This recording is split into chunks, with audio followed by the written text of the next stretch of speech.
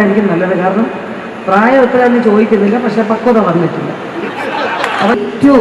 I would definitely call my favorite most actress onto the stage. Please give up for the one and only, versatile, absolutely gorgeous and absolutely brilliant, talented Urvashi ma'am.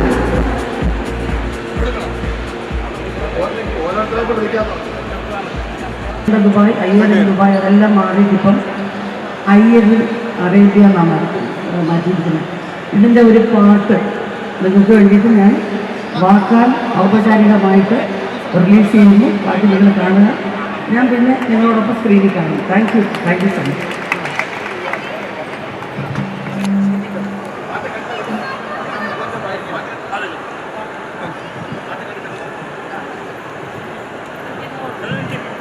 എനിക്ക് ഒത്തിരി sentiments ആയിരുന്നു.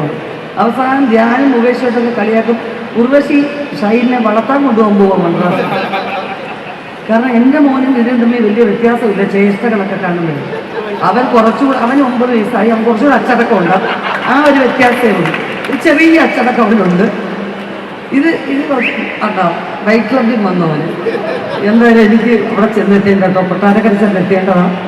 അതുകൊണ്ട് എനിക്ക് എല്ലാവരെയും വ്യക്തം, എനിക്ക് ഇഷ്ടമുള്ളവരെ എല്ലാവരും ഇരിക്കുന്നു. ഓരോരുത്തരും പേരെടുത്ത് പറയുന്നില്ല.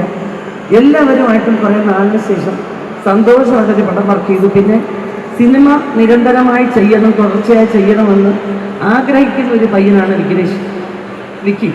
അപ്പോൾ ഇനിയും ധാരാളം ചിത്രങ്ങൾ അദ്ദേഹം ചെയ്യട്ടെ. ഒരുപാട് പേര് സിനിമയിൽ കഴിവുള്ളവർക്ക് അവസരങ്ങൾ കൊടുക്കട്ടെ.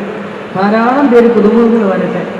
അപ്പോൾ നിഷാദിന് എപ്പോൾ എങ്ങനെ ഒരു സപ്പോർട്ട് കൊടുത്തോ അതുപോലെ സപ്പോർട്ട് ആവശ്യമുള്ള ഒരുപാട് പേര്, അവരൊക്കെ വിക്കിയുടെ പ്രൊഡക്ഷനിലേക്ക് വരട്ടെ.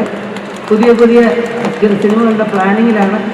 എല്ലാം കൊണ്ടും ഞാൻ റിക്വസ്റ്റ് ചെയ്യുന്നില്ല കേട്ടോ. കഴിഞ്ഞൊരു പടത്തോടു കൂടി ഞാൻ ഈ റിക്വസ്റ്റിംഗ് വിട്ടു.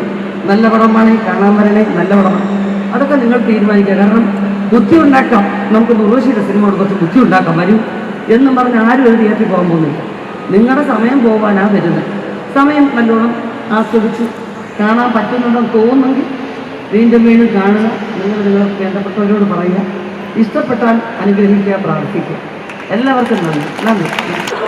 അപ്പോൾ ഞാനിപ്പോൾ ഈ പറഞ്ഞ കേക്കിനെ കുറിച്ച് ഞാൻ കാലിടൊക്കെ ചോദിക്കും. വിക്കി പറഞ്ഞു മോനെ നോക്കിയും കണ്ടിയും നടക്കണമെന്ന്. പക്ഷെ ഞാൻ ആ സന്ദർഭം വേറെയായിരുന്നു കേട്ടോ. കാരണം സ്ത്രീജന്മങ്ങൾ സാധാരണ ഉള്ള ഒരു പടമായിരുന്നു. നോക്കിയപ്പോൾ എല്ലാവരെയും നടക്കും ഗുരുവായൂരപ്പ ഭക്തനായ കൃഷ്ണൻ കൊണ്ടാണ്. അപ്പം ഞാൻ പറഞ്ഞു മോനെ നോക്കിയും കണ്ടും നടക്കണം. അതാണ് എൻ്റെ വാസ്തവം. അല്ലാതെ നിഷാദ് പടം എടുത്തപ്പെട്ടു പോകുന്നത് ഞാൻ പറഞ്ഞതല്ല. സിനിമയെ ഇത്രയധികം സ്നേഹിക്കുന്ന നിഷാദ് വീണ്ടും ഉയർത്തെഴുന്നേറ്റ് കൊണ്ട് തന്നെ ഇരിക്കും. ഫിനിക്സ് പോലെയാണ്, ഫിനിക്സിനെ പോലെ സത്യം. കാരണം പല തളർന്നു നിന്നിട്ടും അതിൽ നിന്ന് ഉയർന്നു വന്നിട്ടുണ്ട്. ഇന്നത്തെ തലമുറയിലെ ചിലർക്കെങ്കിലും എം.എ. നിഷാദിനോടൊരു വിഷമമൊക്കെ ഉണ്ടായിട്ടുണ്ടാവും. ദേവിയരത് മറക്കുക. കാരണം നിഷാദ് മനസ്സിൽ തോന്നുന്നതിന് പെട്ടെന്ന് പടപെടാമെന്ന് പറയുന്ന ആളാണ്. പക്ഷേ സുന്ദരമായിട്ട് സദസ്സിനെ കയ്യിലെടുത്ത് സംസാരിക്കാൻ അറിയുന്ന ആളുമാണ്. അപ്പം മറക്കണം, പൊറുക്കണം. ഇത് കലാരംഗമാണ്. നമ്മളൊരു പാതയിൽ കൂടെ നടക്കും, നമ്മുടെ ഒപ്പം ചിലർ സഞ്ചരിക്കും. പകുതിയിൽ അവർ മാറും, പുതിയ ആൾക്കാർ വരും. ഇങ്ങനെയല്ല ചെറുക്കാം. ഞാൻ ഈ പയ്യനെ കുറിച്ച്, ചെറുക്കനെ കുറിച്ച് ഞാൻ കേട്ടത് അങ്ങനെ പറയുന്നതായിരിക്കും നല്ലത്. കാരണം പ്രായം എത്രയാണെന്ന് ചോദിക്കുന്നില്ല, പക്ഷെ പക്വത വന്നിട്ടില്ല. അപ്പം ഞാൻ ഷൂട്ടിങ്ങിൽ ആദ്യത്തെ മമ്മിയുണ്ടോ അമ്മാമ്മ കേൾക്കണം കേട്ടോ. ആദ്യത്തെ ദിവസം ഷൂട്ടിങ്ങിൽ ഒരു ഫ്ലാറ്റ് നിൽക്കുമായിരുന്നേ. അപ്പോൾ എല്ലാ ആർട്ടിസ്റ്റും ഉണ്ട്. ഒരു ബർത്ത്ഡേ സീൻ എടുക്കുക മുകേഷേട്ടിൽ.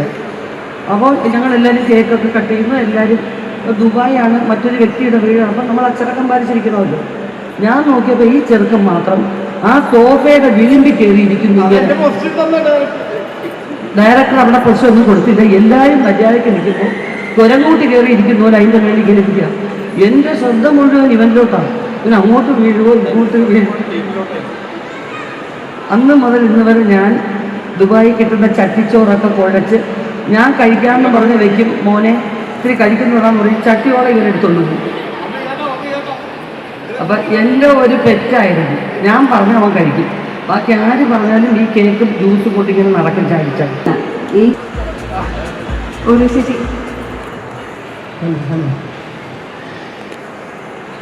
നമസ്കാരം. ഇതിപ്പോൾ രണ്ടാമത്തെ പ്രാവശ്യം തോന്നുന്നു ഞാൻ ഒരു ഫംഗ്ഷനായിട്ട് വരുന്നത്. കഴിഞ്ഞ നമ്മുടെ എൻ്റെ അനിയൻ്റെ ഷൂട്ടിങ്ങിന് നടക്കുമ്പോൾ തന്നെ ഈ പടം നടക്കുമ്പോൾ ശ്രീ ജഗതി ശ്രീകുമാർ ഒത്ത് ഞാൻ ഒരു സിനിമയുടെ പൂജയ്ക്ക് വന്നിരുന്നു.